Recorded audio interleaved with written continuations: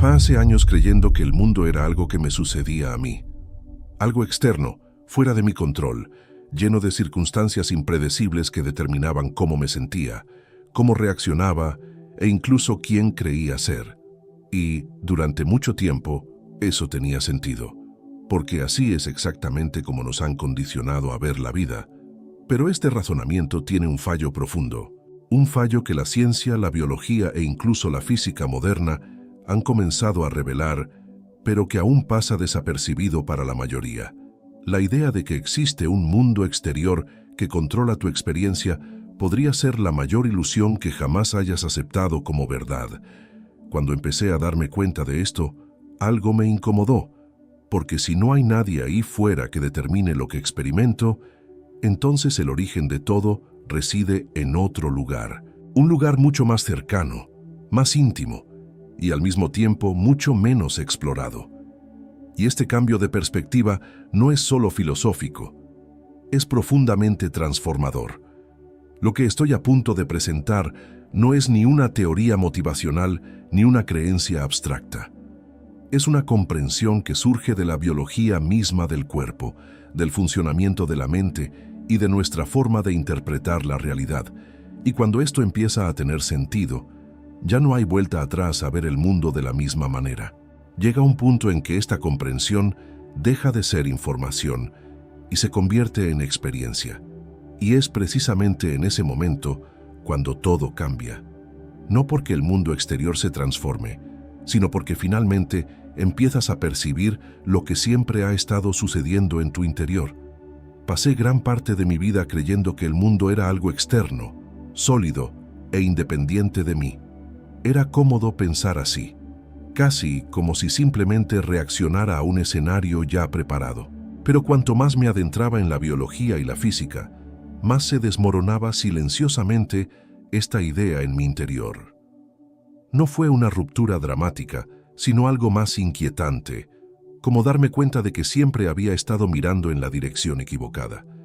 La mente humana posee una fascinante capacidad para crear narrativas que parecen absolutamente reales. Comencé a observar cómo interpretamos los estímulos y automáticamente los denominamos realidad. Sin embargo, biológicamente hablando, nunca accedemos al mundo directamente. Lo que experimentamos es una traducción, una construcción interna basada en señales eléctricas y químicas. Y esto lo transforma todo de una manera casi incómodamente negativa. Cuando comprendí que mis sentidos no captan el mundo tal como es, sino como me han condicionado a percibirlo, algo dentro de mí comenzó a reorganizarse. Ya no se trataba de lo que sucedía afuera, sino de cómo lo interpretaba. Y me di cuenta de que esta interpretación, la mayor parte del tiempo, no era consciente. Era automática, programada, casi invisible. Comencé a notar que dos personas podían vivir la misma situación y tener experiencias completamente diferentes. No porque el mundo hubiera cambiado, sino porque la percepción había cambiado. Esto me llevó a una conclusión inevitable.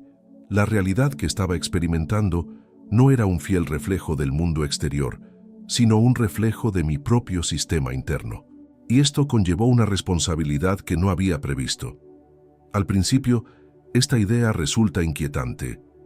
Existe una resistencia natural a aceptar que tal vez no haya nadie ahí fuera que decida lo que me sucede. Porque si no lo hay, entonces todo empieza aquí dentro. Y cuando esa comprensión empieza a calar hondo, aunque sea lentamente, algo se abre. Pero algo también empieza a perder el significado que antes parecía tan sólido. Cuando comencé a estudiar más a fondo el funcionamiento de la mente, me di cuenta de algo que, sinceramente, cambió por completo mi perspectiva sobre mí mismo y el mundo.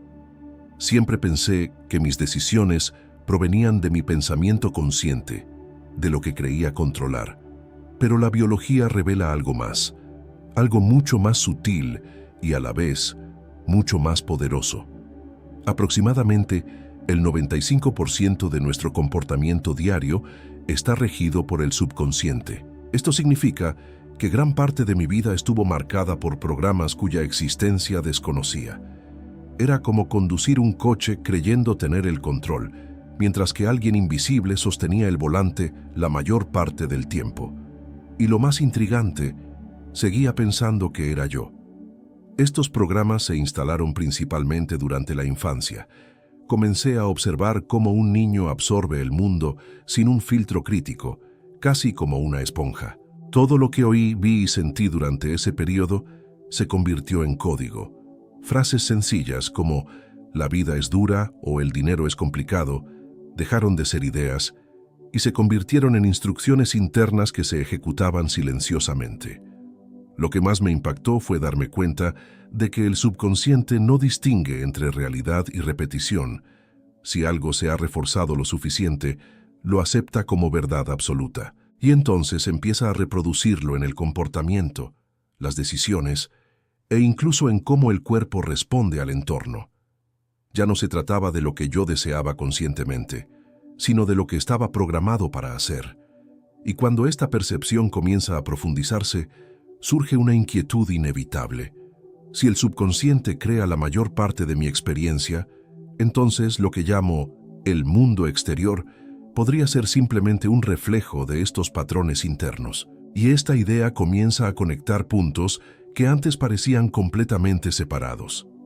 Recuerdo perfectamente el momento en que empecé a ver las células no solo como estructuras biológicas, sino como sistemas inteligentes. Eso cambió por completo mi comprensión de la vida. Durante mucho tiempo nos enseñaron que el núcleo, el ADN, era el cerebro de la célula, pero al extraer el núcleo, la célula sigue viva, sigue respondiendo a su entorno. Eso me hizo reflexionar profundamente. Lo que realmente controla el comportamiento celular no es el ADN en sí, sino la membrana celular. Es la membrana la que interpreta las señales del entorno y decide cómo debe reaccionar la célula. Y en ese momento ya no solo observaba biología, me veía reflejado en un espejo, porque si cada célula responde a su percepción del entorno, entonces todo el organismo sigue esa misma lógica. Era imposible ignorar el paralelismo. Así como una célula reacciona a lo que percibe, yo también reacciono a lo que interpreto como realidad, no al mundo en sí, sino a mi interpretación del mismo. Y esta interpretación, como he empezado a comprender, no es neutral. Está filtrada por creencias, recuerdos y condicionamientos que operan por debajo del nivel consciente. Comencé a ver el cuerpo como una comunidad de billones de células, todas escuchando la misma historia que la mente narra. Si esa historia es de miedo, el cuerpo responde con mecanismos de defensa. Si es de seguridad, responde con crecimiento y regeneración. No es filosofía, es biología en tiempo real, de forma silenciosa. Y entonces, algo empezó a encajar casi inevitablemente. Si mis células reaccionan a mi percepción, y mi percepción está moldeada por programas internos, entonces, lo que yo llamo realidad física podría ser simplemente el resultado final de un proceso interno mucho más profundo de lo que imaginaba. Cuando empecé a analizar más detenidamente mi infancia, me di cuenta de que ese periodo no era solo una etapa de la vida, era el momento más decisivo de todos. El cerebro infantil funciona a frecuencias muy específicas, similares a estados hipnóticos. Esto significa que durante los primeros años no analizaba el mundo. Lo absorbía todo sin cuestionar absolutamente nada. Comencé a repasar mentalmente las frases, los comportamientos y los entornos que me rodeaban en aquel entonces, no como recuerdos nostálgicos, sino como códigos que se iban instalando. Cada repetición, cada emoción intensa, cada patrón observado en los adultos a mi alrededor se registraba como verdad. Y lo más curioso, no elegí nada de eso conscientemente. Estos programas no desaparecen con el tiempo. Siguen funcionando en segundo plano, influyendo en decisiones, reacciones e incluso limitaciones que parecen naturales. Empecé a notar patrones en mi vida adulta que a primera vista no tenían sentido, pero al indagar más a fondo, ahí estaban ecos de algo muy antiguo, operando silenciosamente. Lo que más me intrigó fue darme cuenta de que muchas de estas creencias ni siquiera eran mías. Eran herencias emocionales y conductuales casi como descargas automáticas de quienes me rodeaban. Y sin embargo, viví durante años creyendo que esto definía quién era yo, como si mi identidad estuviera ligada a algo que nunca elegí realmente. Y cuando esa comprensión empieza a madurar, surge algo casi inevitable, la sensación de que quizás gran parte de lo que consideraba yo no es más que un conjunto de programas repetidos. Y si eso es cierto, entonces la pregunta deja de ser quién soy y empieza a convertirse en algo mucho más profundo. En algún momento de mi camino se me hizo imposible ignorar un detalle que antes me había parecido insignificante. No estaba reaccionando al mundo, sino a mi interpretación del mundo. Y esta diferencia, aunque sutil a primera vista, tiene un impacto enorme en cómo se desarrolla mi vida. El cerebro no registra la realidad de forma objetiva. Filtra, organiza y da significado a los estímulos basándose en experiencias pasadas. En otras palabras, lo que veo no es exactamente lo que hay ahí fuera, es lo que mi sistema nervioso ha aprendido a reconocer como familiar. Esto significa que dos personas pueden vivir en el mismo entorno y, sin embargo, habitar realidades completamente diferentes. Comencé a observar situaciones cotidianas sencillas. Un comentario neutral podía ser interpretado como una crítica por una persona, mientras que otra ni se inmutaba. El suceso era el mismo, pero la experiencia era completamente diferente. Y esto no tenía que ver con la sensibilidad ni la fortaleza emocional. Se trataba de programación, de percepción condicionada. Cuando comprendí esto, empecé a darme cuenta de que el mundo exterior ya no era la causa principal de mis reacciones.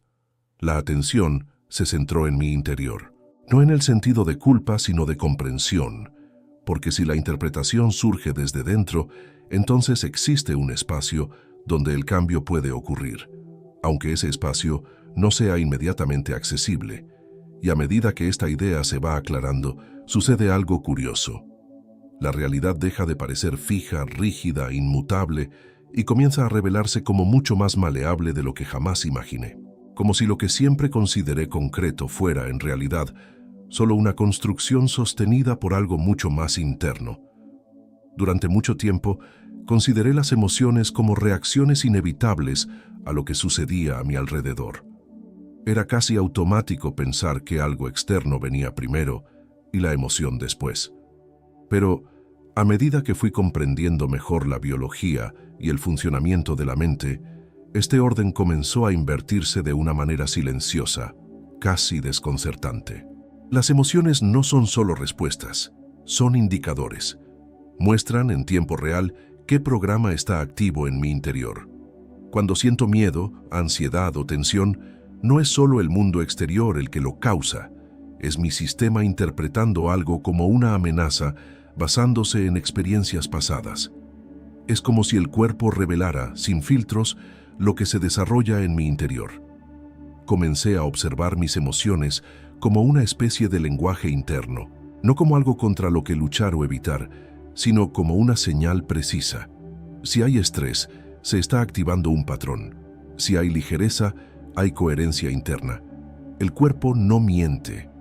Responde exactamente a lo que la mente transmite, aunque yo no sea consciente de ello. Lo más interesante es que estas emociones generan reacciones químicas en el cuerpo, hormonas, neurotransmisores. Todo cambia según el estado emocional. Y esta química no solo refleja el estado actual, sino que también influye en el comportamiento futuro. En otras palabras, no solo estoy condicionando mi cuerpo para que continúe con ese patrón. Y cuando empiezo a ver las emociones de esta manera, algo cambia de perspectiva. Dejan de ser un problema y se convierten en un mapa que señala con desconcertante precisión lo que está sucediendo dentro de mí, incluso cuando la mente consciente aún no lo ha percibido del todo. En cierto punto, me resultó imposible separar la mente del cuerpo como entidades distintas. La biología no respalda esta división tal como nos la han enseñado. El cuerpo no es simplemente una máquina que reacciona al entorno físico, sino que responde constantemente a señales provenientes de la mente. Y estas señales suelen ser invisibles para la conciencia. Comencé a observar cómo los estados mentales recurrentes producen estados físicos igualmente recurrentes. Los pensamientos de miedo activan respuestas defensivas, liberando sustancias como el cortisol y la adrenalina. Con el tiempo esto tiene consecuencias. El cuerpo comienza a funcionar en modo de supervivencia, sacrificando los procesos de crecimiento, regeneración y equilibrio. Lo que más me impactó fue darme cuenta de que las creencias también tienen un impacto fisiológico. No son solo ideas abstractas, son órdenes biológicas. Si, en lo más profundo de mi ser, creo que el mundo no es seguro, mi cuerpo actúa como si estuviera constantemente bajo amenaza, incluso cuando racionalmente nada parece justificar ese estado.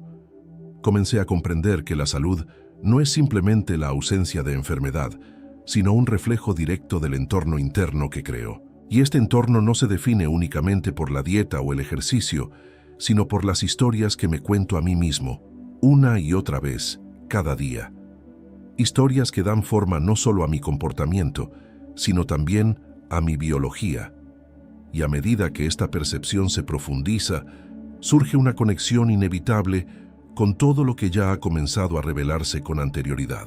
Si el cuerpo responde a la mente, y la mente está programada, entonces lo que se manifiesta físicamente puede ser solo la capa final de un proceso que comenzó mucho antes, a un nivel que casi nunca se ha cuestionado. Tras darme cuenta de la enorme influencia que el subconsciente ejercía sobre prácticamente todo, surgió una pregunta inevitable. Si estos programas estaban instalados, entonces podían modificarse, pero no de la forma en que lo imaginaba al principio.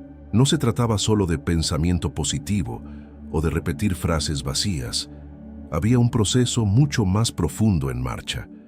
El subconsciente aprende principalmente a través de la repetición y estados emocionales intensos. Esto significa que intentar cambiar algo únicamente a nivel racional tiene un alcance muy limitado. Comencé a explorar prácticas que acceden directamente a estos estados mentales más profundos, como la meditación, la visualización e incluso técnicas como las que se encuentran en obras como La biología de la creencia, no como teoría, sino como práctica constante. Una de las cosas que más me impactó fue el estado de profunda relajación, ese instante entre el sueño y la vigilia. En este estado, el cerebro vuelve a funcionar a frecuencias similares a las de la infancia, y es precisamente ahí donde el subconsciente se vuelve más accesible. Empecé a darme cuenta de que los cambios reales no se producen de la noche a la mañana, sino en ese espacio de silencio. También he notado que el entorno juega un papel fundamental. La gente que me rodea, el contenido que consumo, mis hábitos diarios, todo esto refuerza o debilita ciertos programas. No es algo aislado. Es todo un ecosistema que influye en lo que se instala o reprograma en mi interior, incluso sin que me dé cuenta de inmediato. Y a medida que aplicaba esto de forma constante, algo empezó a cambiar, casi imperceptiblemente al principio, y luego cada vez más evidente. No era el mundo lo que se transformaba de repente. Era la forma en que yo procesaba, reaccionaba, y en cierto modo creaba lo que antes parecía completamente externo. Llega un punto en este camino donde ya no es posible ignorar lo que se ha percibido. Recuerdo claramente cuando este cambio comenzó a producirse en mi interior. No fue cómodo, de hecho, fue casi inquietante, porque comprender que mi experiencia vital provenía en gran medida de mi interior me arrebató la capacidad de culpar al mundo exterior. La responsabilidad radical no se trata de culpa, sino de autoría, y eso transforma por completo mi relación con todo. Si lo que experimento está conectado con mis patrones internos, dejo de ser simplemente alguien que reacciona a las circunstancias y me convierto en alguien que participa activamente en su creación, incluso cuando esto no parezca obvio a primera vista. Al principio, hay una resistencia natural. Una parte de mí quería seguir creyendo que ciertas cosas escapaban a mi control. Era más cómodo, pero al mismo tiempo, esta nueva perspectiva me brindaba una especie de poder silencioso. Porque si algo se creó, incluso inconscientemente, entonces existe la posibilidad de recrearlo. Comencé a notar que al cambiar pequeñas cosas internamente, una creencia, una forma de interpretar las cosas, un patrón emocional, el reflejo externo también empezó a ajustarse, no de forma mágica ni instantánea, sino de manera constante, como si la realidad respondiera a algo que antes ni siquiera sabía que estaba emitiendo. Y en ese momento, algo se vuelve inevitable. La idea de que no hay nadie ahí fuera deja de ser un concepto abstracto y se convierte en una experiencia real. Una experiencia que transforma por completo mi percepción del control, del destino e incluso de quién creo ser. Llega un punto en que todas estas piezas dejan de parecer conceptos aislados y comienzan a formar algo coherente. Ya no se trata de comprensión intelectual, sino de percepción. Y esta percepción no surge como un acontecimiento grandioso, sino como una claridad silenciosa que se instala casi sin previo aviso. Comencé a notar que lo que antes me parecía externo, impredecible e incluso caótico, empezaba a tener sentido. No porque el mundo hubiera cambiado de repente, sino porque lo veía desde una perspectiva diferente. Una perspectiva donde la separación entre yo y realidad ya no parecía tan sólida como antes. Esta comprensión me aporta una calma diferente. No es euforia ni control absoluto, es una comprensión más profunda, como si participara en algo que siempre ha estado sucediendo, pero que solo ahora empiezo a percibir de verdad. Y esto cambia mi forma de caminar, de interpretar e incluso de sentir. Lo más curioso es que al comprender esto, la necesidad de controlarlo todo empieza a disminuir, porque surge un tipo de confianza diferente, no basada en garantías externas, sino en una coherencia interna que comienza a estabilizarse. Es como si la vida dejara de ser una confrontación y se convirtiera en una interacción. Y entonces, casi inevitablemente, esa idea inicial regresa, pero ahora con un peso diferente. No hay nadie ahí fuera, nunca lo hubo, como yo lo imaginaba. Y cuando eso deja de ser una simple frase y se convierte en una experiencia, todo cambia de verdad, pero no de la forma que esperaba. Hay una frase que lo resume todo de una manera casi desconcertante. No hay nadie ahí fuera, y cuando eso deja de ser solo una idea y se convierte en una percepción real, algo dentro de mí se reorganiza de tal manera que ya no hay vuelta atrás. Todo lo que antes parecía externo comienza a revelar un origen diferente. Las reacciones, los patrones, las repeticiones dejan de ser coincidencias y se convierten en parte de un proceso mucho más profundo. Un proceso que silenciosamente siempre ha estado ocurriendo. Y en ese momento, la realidad deja de ser un lugar donde me pierdo y comienza a convertirse en un reflejo donde me reconozco a mí mismo. Comentario. No hay nadie ahí fuera, porque cuando esa frase cobra verdadero sentido, nada más permanece igual.